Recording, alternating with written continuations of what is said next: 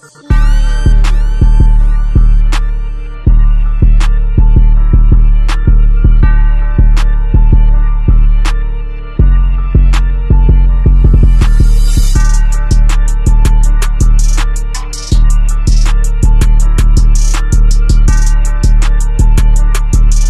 up, YouTube? It's your boy Brett James, aka BJ, back again today with another video. And today, man, I'm here to tell you guys why Nikola Jokic should win this year's NBA MVP award and go back-to-back after winning last season. If you guys are new to the channel and you guys enjoy this content, make sure you guys drop me a thumbs up. It only takes 1 second and it helps me and the channel out tremendously. And make sure you guys hit that subscribe bell to stay tuned for more NBA and Jacksonville Jaguars content that I do here on YouTube as well. 2022 is going to be a great, fun, and prosperous year for all of us, so make sure you guys stay tuned for that. Also, I want to give a quick and huge shout out to FLTeams.com, who I've partnered and collab with at FLTeams.com. We do sports articles and blogs on the daily regarding sports teams in the state of Florida, from the professional and at the collegiate level. If you guys would like to check out FLTeams.com, I will link to them down below. And you guys know I'm already repping my FL Team shirt. So before I get into why Jokic should win the MVP award, let me talk about the other top 3 leading candidates in Steph Curry, Kevin Durant, and Giannis Antetokounmpo.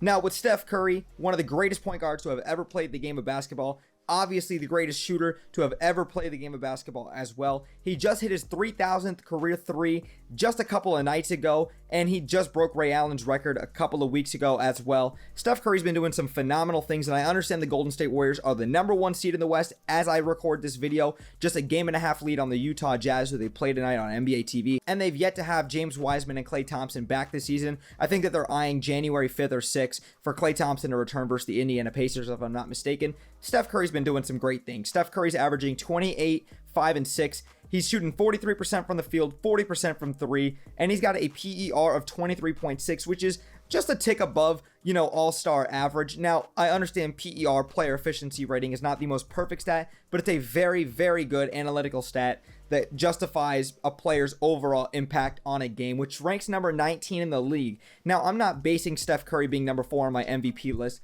off of his PER. I just think that his season right now is being a tad bit overrated.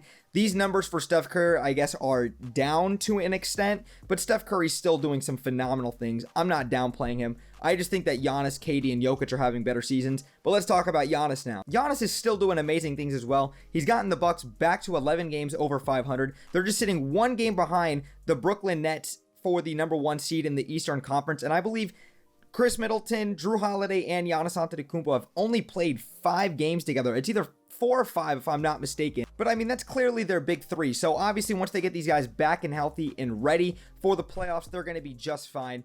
But Giannis Antetokounmpo is still doing some great things. He's averaging 27, 11, and 6.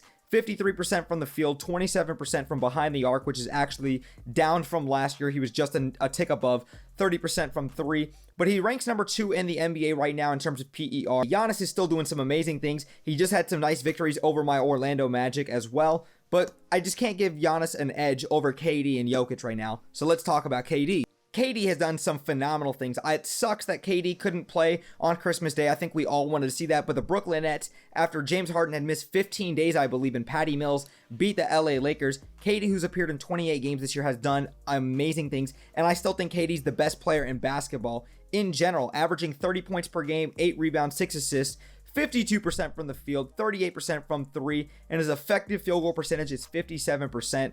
I mean, just one of the greatest offensive talents this game has ever seen, if not the greatest. He ranks #7 in player efficiency rating, and he's #1 in the Eastern Conference as we speak. Kevin Durant is a phenomenal player and still the best player in basketball, if you ask me.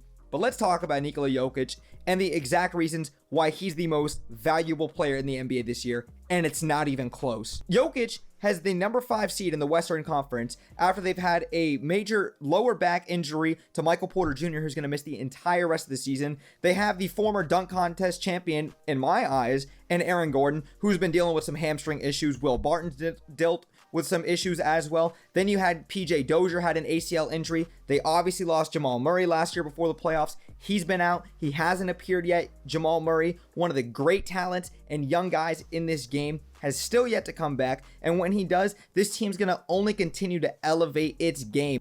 Nikola Jokic is averaging 26, 14, and 7, which is already ridiculous, shooting 55% from the field, 35% from 3. His effective field goal percentage is even better than Kevin Durant's at 60%. And to put the PER into its proper perspective, because I know I keep bringing up PER, Jokic is not only number 1 in the NBA right now, ahead of Giannis Antetokounmpo at a 32.3 player efficiency rating, but that would rank number 1 all time in a single season if the season were to end today, above Wilt Chamberlain, if I'm not mistaken. And to also put that into its proper perspective, if we want to glorify Russell Westbrook getting a triple-double and averaging a triple-double for the first time that he did it back in 2016-17 when he won the MVP after Kevin Durant had departed and that was his first season, Westbrook had a PER of 30.6. And Jokic has a 32.3. That is a huge, significant difference. And OKC was a number 6 seed that year, and the Denver Nuggets are a number 5 seed with all the COVID issues, all the injuries Denver's had to deal with, and the amount of work and the way he has excelled this team to surpass the heights and expectations to which they are at right now.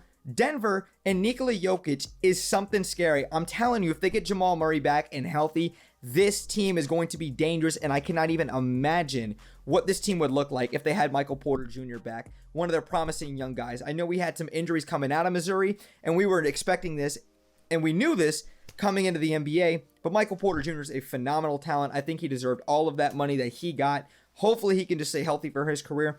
But what Jokic has been able to do with guys like Austin Rivers, JaMychal Green, Campazzo, and all of their role players as well, he's really elevated these guys, and you see what Jokic is doing. It's not even close to me. Even though I think KD's the best player in basketball, and I think Giannis is the most dominant player in basketball, physically at least, and Steph Curry's obviously the most dominant player in terms of shooting and spacing the floor, what Jokic is doing this season is incredible. He deserves to be the back-to-back league MVP. It's not even close.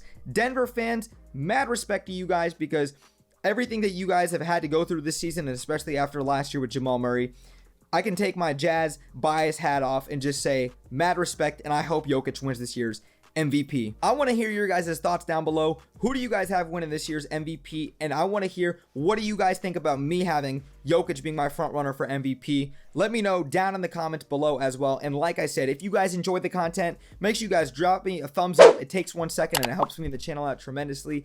Subscribe down below for more NBA and Jacksonville Jaguars content that I do here on YouTube. But Brett James, aka BJ, I'm out, y'all. Peace.